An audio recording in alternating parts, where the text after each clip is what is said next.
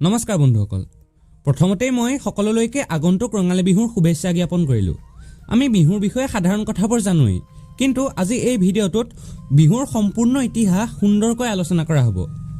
প্ৰথম কথা, আমাৰ তিনিওটি বিহু আমাৰ খেতি বাতিৰ ওপৰত ভিত্তি কৰিয়েই সৃষ্টি হৈছিল। সেয়েহে বিহুক কৃষিভিত্তিক উৎসৱ বোলে। আজি মই কেৱল বহাগ বিহুটোৰ বিষয়ে ভালদৰে আলোচনা কৰিম। এতিয়া বিহু বা বহাগ বিহুৰ সৃষ্টি বুলি কওঁতে মানুহে যেতিয়াৰ পৰা কৃষিকৰ্ম কৰিবলৈ শিকিলে তেতিয়াৰ পৰা ইয়াৰ সৃষ্টিৰ পাতনি মেলিছিলে। যেতিয়া কৃষিকৰ্ম কৰি মানুহে নিজৰ ঘৰত ভৱিষ্যতলৈও কিছু খাদ্য সঞ্চয় কৰিছিল, তেতিয়াৰ পৰা মানুহৰ কিছু আজৰি সময় ওলাইছিল। অৰ্থাৎ মই ফাগুন চ'ত মহীয়াৰ কথা কৈছোঁ। তেতিয়া অসমৰ জনজাতীয় হওক বা সাধাৰণ মানুহখিনিয়ে হওক কোনো গছৰ তলত বা অৰণ্যৰ কাষত গোট খাইছিল। তাতে কোনোবাই এফাকি নাম গালে, কোনোবাই নাচ এপাককে মাৰিলে। এনেদৰেই বিহু নৃত্যৰ আৰম্ভণি হৈছিল বুলি ক'ব পাৰি। আনহাতে সেই সময়ত অৰ্থাৎ চ'ত বহাগ মাহৰ সময়ত ইঘৰ মানুহ সিঘৰলৈ গৈছিল, কাৰণ সেই সময়ত আজৰি সময় আছিল। তেতিয়া মানুহৰ ঘৰত ভঁৰালত ধান আছিল, সেই ধানৰ চাউলেৰে পিঠা পনা বনাইছিল। এনেদৰেই বহাগ বিহুৰ আৰম্ভণি হ'ল। আনহাতে সেই কৃষিপ্ৰধান মানুহসকলৰ কৃষিৰ প্ৰধান জন্তু আছিল গৰু। গৰুৰ সহায়তে হাল বাই আমাৰ সম্পূৰ্ণ খেতিটো তেতিয়া কৰা হৈছিল। বহাগৰ পাছৰ পৰা যিহেতু নতুনকৈ খেতি বাতি আৰম্ভ কৰিব লাগিব, সেয়েহে তেতিয়াই গৰুক গা পা ধুৱাই চাফ চিকুণ কৰি লৈছিল। তাৰ পৰাই ৭ বিহুৰ অন্যতম বিহু গৰু বিহুৰ উৎপত্তি হৈছিল বুলি ক'ব পাৰি। লাহে লাহে সভ্যতা সংস্কৃতিৰ প্ৰভাৱত ই এক সুসংগত ৰূপ লৈ ৰঙৰ উৎসৱ ৰঙালীৰ বা বহাগ নাম পালে।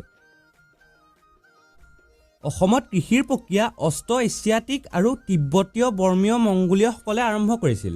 গতিকে বিহু পোনতে এই নৃতাত্ত্বিক গোষ্ঠীকেইটাৰে সৃষ্টি। তাৰ পাছৰ পৰ্যায়ত স্বৰ্গদেউ ৰুদ্ৰসিংহই বিহুক অলপ ভালদৰে চৰ্চা কৰিবলৈ ল'লে। এই যে গছৰ তলত হাবিৰ কাষত বিহু মৰা মানুহখিনি, এইখিনিক এখন মঞ্চ দিলে আৰু তেওঁৱেই বিহুক অসমৰ জাতীয় উৎসৱ ৰূপে স্বীকৃতি দিলে। তেওঁৰ দিনৰ পৰাই ঘৰে ঘৰে হুঁচৰি গোৱা প্ৰথাৰো আৰম্ভণি হৈছিল। পাছত লাহে লাহে গুৰুজনাৰ ধৰ্ম সংস্কৃতি, ইংৰাজৰ আগমনৰ পাছত শিক্ষাৰ বিস্তাৰ ইত্যাদিৰ প্ৰভাৱত লাহে লাহে বিহুৰ উন্নতি সাধন হৈ গৈ গৈ বৰ্তমানৰ অৱস্থা পাইছেহি।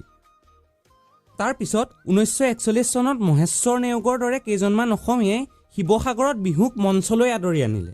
গছৰ তলৰ পৰা ৰংঘৰৰ বাকৰি, ৰাজহাউলি, প্ৰজাৰ চোতাল গৰকা বিহুটি মঞ্চমুখী হোৱাৰ বাট সূচনা হ'ল।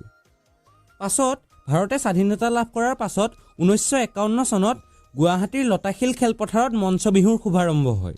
ইয়াৰ পৰাই বিহুৰ লগত সংগতি ৰাখি বিভিন্ন প্ৰতিযোগিতাবিলাকৰো আৰম্ভণি হ'ল। এতিয়া বিহুৰ বাদ্যযন্ত্ৰখিনিৰ কথা কওঁতে, যেতিয়া সেই গছৰ তলত মানুহসকলে বিহু নাচিছিল, গাইছিল, তেতিয়া তাৰ লগত সংগতি ৰাখিয়ে ভাগে ভাগে বাদ্যযন্ত্ৰবোৰৰ সৃষ্টি হ'ল। আনহাতে মানুহে ধনকলীয়া নামৰ এগৰাকী ব্যক্তিক বিহুৰ বাদ্যযন্ত্ৰৰ স্ৰষ্টা বুলি ক'ব খোজে। এতিয়া বিহু উৎসৱটোৰ কথা কওঁতে এই বিহুটোক অৰ্থাৎ বহাগ বিহুটোক 7টা ভাগত ভগোৱা হয়। প্ৰথম গৰু বিহু। আগতে মই গৰু বিহুৰ বিষয়ে কৈ আহিলোৱে। তাৰ পিছত হ'ল মানুহৰ বিহু। এইদিনাৰ পৰাই আপোনজনে আপোনজনক বিহুৱান দিয়া, হুঁচৰিৰ আৰম্ভণি ইত্যাদি কাৰ্যখিনি সম্পাদন হয়। তাৰ পাছৰ দিনটো হ'ল গোসাই বিহু। এই দিনটোত সকলোৱে ধৰ্মীয় কাম কাজ, ভগৱানৰ আশীষ লয়, নাম প্ৰসংগ হয় নামঘৰত ইত্যাদি ইত্যাদি কাৰ্য সমাপন কৰে। তাৰ পাছৰ বিহুটো হ'ল তাঁতৰ বিহু। যিহেতু অসমীয়া সভ্যতা সংস্কৃতিৰ এটা প্ৰধান অংগ তাঁত বা বিহুৱানখন বা গামোচাখন, সেইকাৰণে এই দিনটো তাঁতৰ বিহু ৰূপে পালন কৰা হয়। তাৰ পাছৰ বিহুটো হ'ল নাঙলৰ বিহু। যিহেতু বিহু কৃষিভিত্তিক উৎসৱ আৰু লগতে নাঙলেই হ'ল কৃষিকৰ্মৰ মূল আহিলা, সেয়েহে এই দিনটো নাঙলৰ বিহু ৰূপে পালন কৰা হয়। তাৰ পাছৰ বিহুটো হ'ল কুটুম বিহু বা জীয়ৰী বিহু। এইদিনা সাধাৰণতে জীয়ৰী মাকৰ ঘৰলৈ যোৱা বা জোৱাইক শাহুৱেকৰ ঘৰলৈ যোৱা ইত্যাদি কাৰ্য সমাপন হয়। একেবাৰে শেষৰ বিহুটো হ'ল চেৰা বিহু। এইদিনা চেৰা বিহু বা এৰা বিহু। এইদিনা সকলোৱে আমাৰ মৰমৰ ৰঙালী বিহুটোক বিদায় দিয়ে।